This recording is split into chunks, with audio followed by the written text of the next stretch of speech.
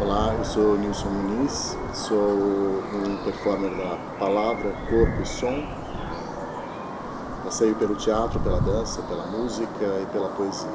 Essa é a minha parada, a minha movimentada. Muito bem-vindo, Nilson. Muito obrigado por aceitar com esta disponibilidade a esta conversa do projeto Ágora. Há poucos dias estivemos juntos a tocar, foi o primeiro concerto depois do desconfinamento, foi fantástico, uma belíssima experiência, e depois te pedi exatamente de conversar comigo sobre algumas questões relativas ao nosso trabalho, à nossa profissão, à música e aos últimos acontecimentos. E normalmente começo por perguntar, já que se passou mais de um ano do princípio da pandemia, quais foram os impactos, qual foi o impacto a nível financeiro sobre a tua profissão de performer? Foi um susto, na realidade ainda é, porque ainda não é possível prever como será os próximos tempos, assim, né? De uma certa forma me sinto positivo, porque também observo um pouco Portugal, curiosamente, um pouco melhor que os outros países nesse aspecto. Então acho que pode ser que por aqui as coisas voltem ao normal um pouco mais rápido, assim espero, pelo menos se mostra um pouco assim também. Mas quando ocorreu foi um susto mesmo, estava com projetos em andamento. No período, no exato momento em que aconteceu a pandemia, em março do ano passado, eu estava a começar os ensaios de um espetáculo, de teatro, e a começar uma residência também com uma performance minha, um projeto meu, um Braço de Prata, uma casa aqui. Então eram dois projetos que estavam ali para acontecer, que estava muito animado para tudo aquilo, e de repente foi tudo meio que cortado. A performance parou, nós só fizemos uma semana, na semana seguinte, exatamente no dia em que eu faria a casa encerrou, naquela tarde, através de uma mensagem. Estava saindo do ensaio para ir para lá e recebi a mensagem, quebrou um pouco as pernas assim. O espetáculo continuou, e isso foi interessante, foi uma sorte, enfim, uma companhia, eu estava ensaiando com a companhia João Garcia Miguel, que é uma companhia subsidiada pelo governo, então eles tinham ali que preencher aquele calendário de alguma forma, e nós então tentamos ver como poderia ser esse trabalho naquelas circunstâncias. Então a gente continua ainda ensaiando por uns 2 meses mais ou menos, via online,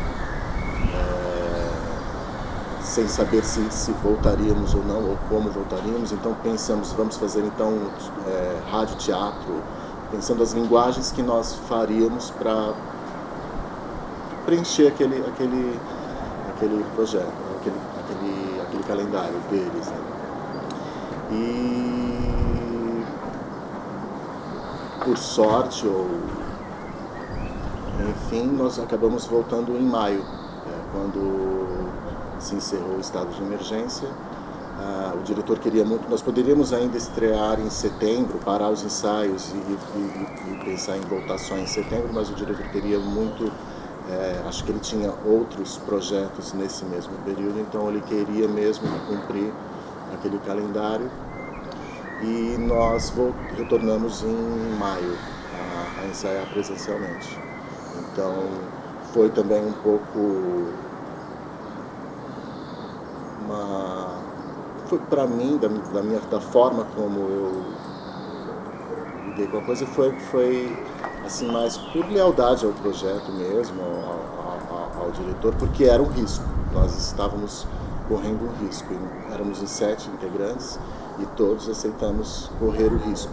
Porque se um de nós fôssemos contaminados, o espetáculo tinha que parar, o projeto tinha que parar. E por ser um espetáculo de teatro e é um trabalho muito físico, que exige contato, né? Então, assim, se um de nós fosse contaminado, o projeto pararia, e se um de nós morrêssemos, tô brincando, mas enfim. Então, continuo? Sim. Depois... Não, tá ótimo, força. E o seu controle aqui, as maquinarias? Então nós ensaiamos mais um mês, estreamos no final de junho, ficamos 8 dias direto em cartaz e então dentro desse período eu tive esse trabalho, de uma certa forma me salvou, né? Consegui ali me programar para os meses seguintes, assim, né? E dentro ainda desse período eu também peguei um apoio da Gulbenkian. Então isso para mim me ajudou a ficar mais tranquilo dentro desse primeiro período. Mas depois é lógico que, né, a vida corre, as contas vêm, né, não param, tudo para menos as contas. Incrivelmente verdade. Então foi um período, está sendo ainda de uma certa forma um período escasso, né, de apresentações, assim, de performances. E também não me sinto tão animado a me apresentar só para dizer eu estou me apresentando. Não, eu quero me apresentar para pessoas, eu quero ver pessoas. Para mim essa é a questão, né, assim, do meu trabalho em si. Então eu estou paciente, como esse período pede. Eu vejo um pouco assim. Não é fácil,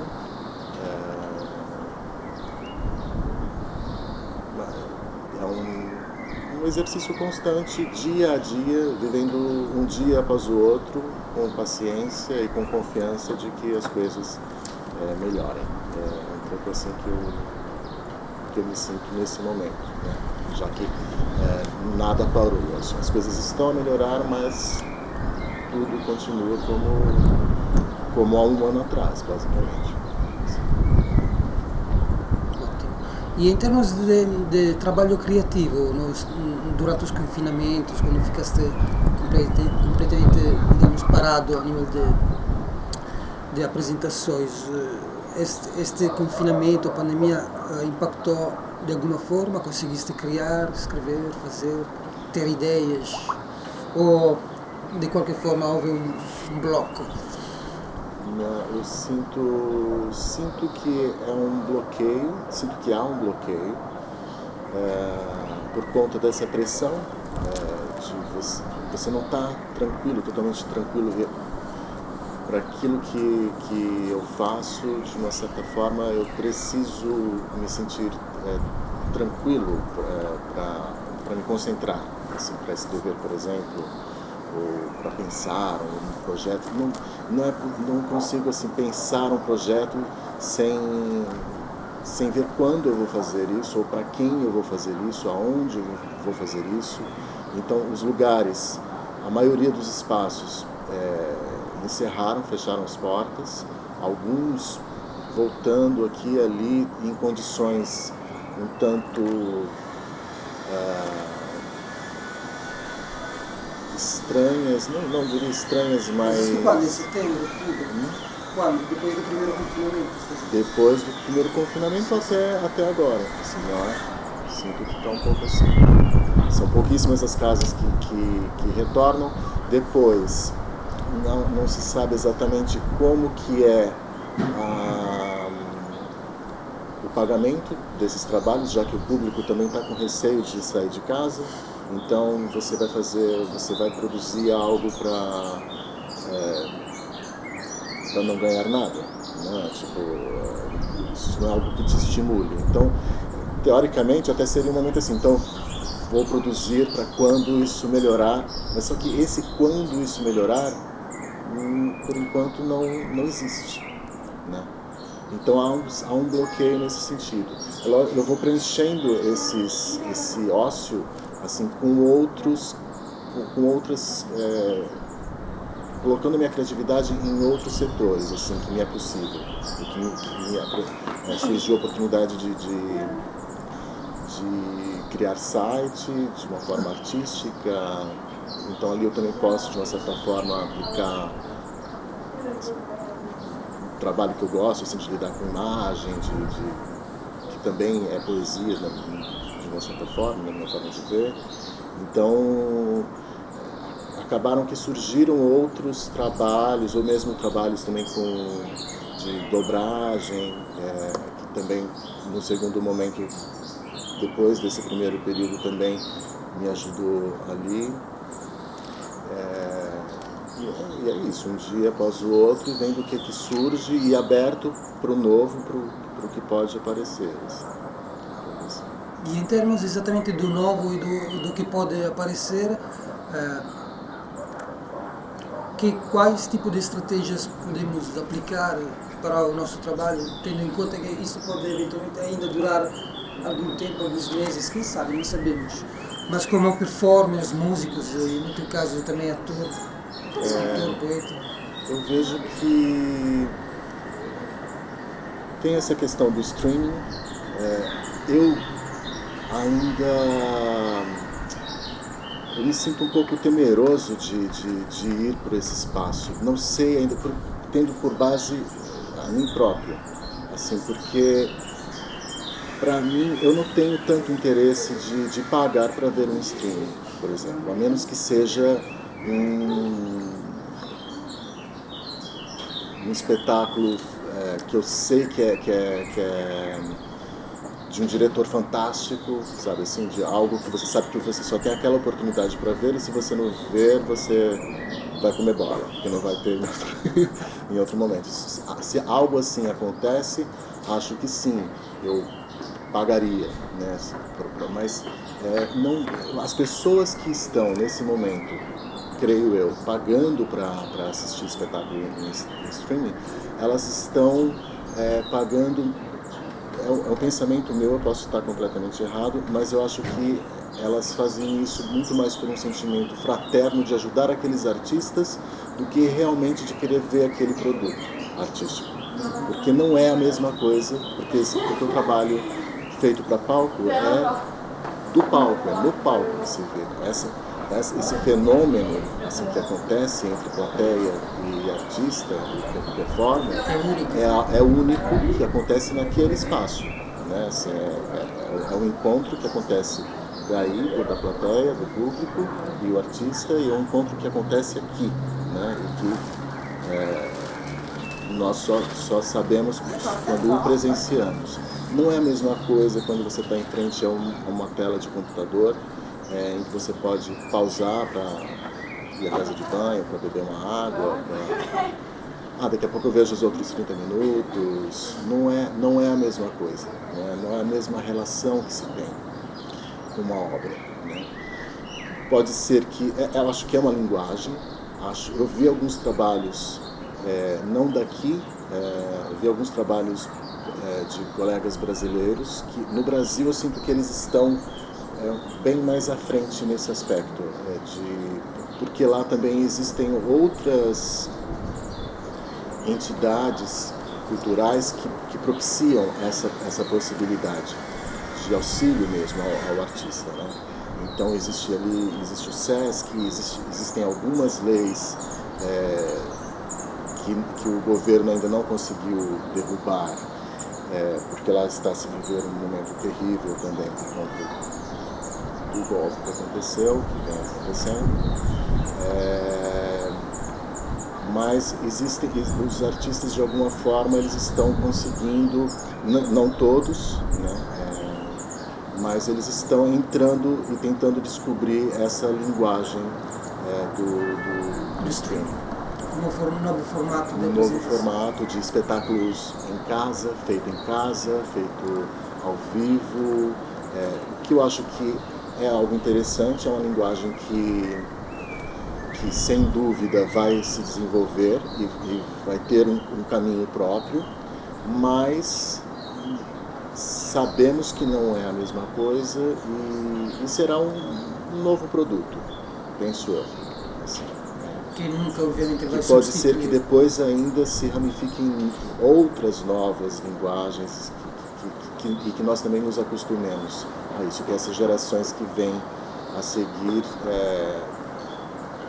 elas vão saber lidar e vão saber consumir isso com mais gosto do que nós que temos já essa necessidade, esse costume da plateia, do palco, de pisar o palco, de estar em contato visual com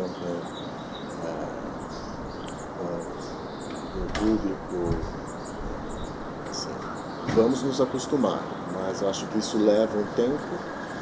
E acho que algumas pessoas, em alguns lugares, isso pode se desenvolver mais. E acho que nós aqui temos que estar atentos a como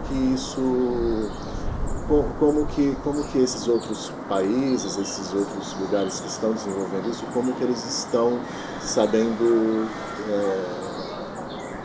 se colocar diante dessa circunstância de uma forma positiva a descobrir esse novo espaço. Que é um espaço novo. Sim, muito interessante ver este novo formato de performance como algo de novo que poderá se ramificar para outros novos formatos e observar quem o está fazendo numa perspectiva positiva é justamente interessante. Queria, já estamos quase no final da nossa conversa, saber mais ou menos o que tu achas, considerando este momento como um momento de reset, de recomeço. Este período mostrou a precariedade toda do setor cultural, artístico, e se tens algumas expectativas da política em relação ao trabalho das artes, da cultura no geral. Eu acho que no primeiro momento da pandemia, em que as pessoas tiveram mesmo que ficar nas suas casas, acho que tudo isso de uma certa forma está acontecendo para nós aprendermos a observar melhor a importância que a arte tem na nossa vida, né? A arte é um alimento. Nós precisamos da arte tanto quanto nós precisamos do arroz com feijão. Nós precisamos do alimento físico para alimentar o nosso físico, nós precisamos da arte para alimentar o nosso intelecto, a nossa alma, né, o que quer que queiram chamar isso, né, nosso não matéria. Está? Então, a arte é um alimento e necessário. Sem isso, nós não conseguimos avançar. Né? E nós não temos outra condição senão a evolução. Estamos aqui para evoluir. Né? Então acho que, de alguma forma, esse mal pode trazer a consciência desse bem, né? Que é um bem que nós temos, que é um bem material, que é o bem cultural. Né? Assim. Então eu acho que, no primeiro momento, as pessoas perceberam que elas não podem viver sem ouvir uma música, sem ouvir um disco, sem assistir um filme, sem ler um livro, né, sem consumir arte, sem consumir cultura. Né? E essa, acho que acho que isso foi bastante discutido, acho que muitas pessoas que nunca tinham observado isso passaram a observar mais isso, então acho que é um passo, ainda é um passo miúdo, né, é pequenininho, assim, aos pouquinhos eu acho que essa consciência pode acontecer, mas ainda não é possível prever quando isso vai se dar de uma forma realmente consistente, de forma a valorizar realmente o trabalho do artista como deve ser. Mas acho também que na dificuldade que nós podemos, é na crise que nós avançamos, né? Assim, seja onde quer que seja, tanto na questão criativa, né? Mas também na questão econômica, em todas as suas áreas, né? Então, uma coisa que eu sinto aqui em Portugal é que é preciso uma consciência de classe, de união de classe, pensando que essa classe ela é ramificada, né? Existem vários setores culturais, né? A música, o teatro, a dança, a literatura, né? Mas eu sinto que aqui é sempre cada um por si, né? E não é possível se avançar de forma a conquistar esses direitos e ser bem valorizado por isso, né? Ainda com esse pensamento solitário, esse pensamento quase que egoísta,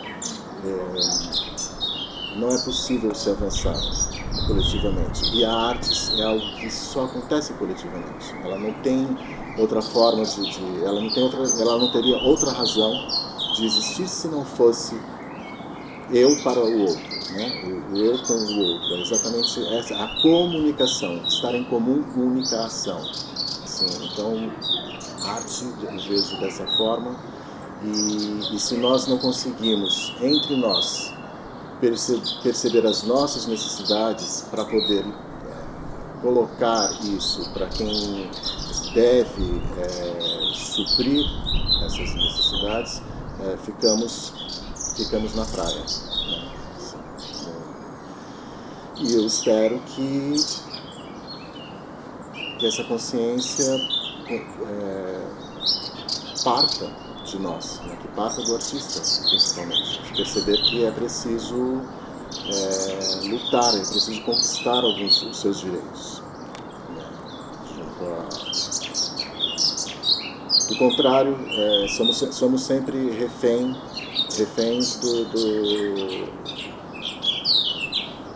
do empresariado, né? Dos empresários, dos donos de casas noturnas, dos donos de teatro, das pessoas que são sempre as mesmas, que ocupam esses espaços e pagam quanto querem, e se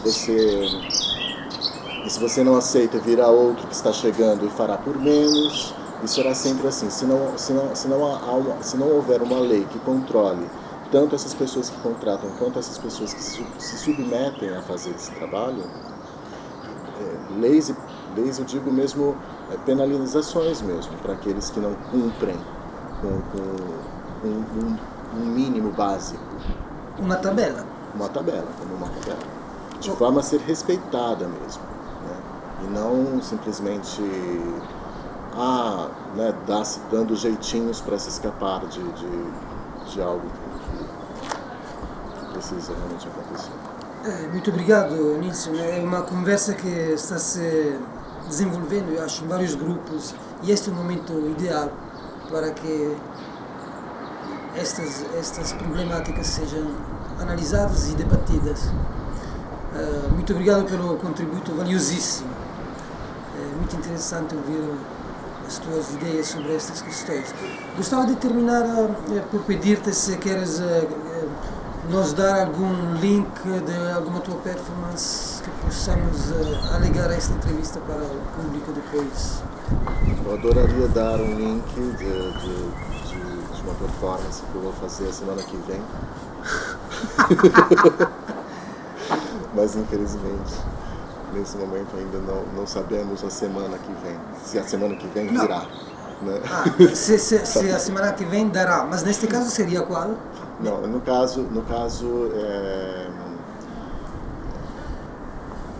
eu divulgo as minhas redes sociais, que no Facebook é Nilson Muniz, a página oficial Nilson Muniz, no Instagram é muniz.nilson e no YouTube também é youtube.com/Nilson Muniz. E ali também por ali dá para saber o que eu estou a fazer, ou conhecer também um pouco daquilo que eu já fiz e o que virá daqui para frente. Eu espero que seja muita coisa. Muito obrigado, Nilson. Obrigado. Obrigadíssimo. Grazie mille. Foste acompanhado pelo som dos passarinhos aqui desta bela primavera de Lisboa. Muito obrigado. Obrigado, Francesco. Mais uma vez.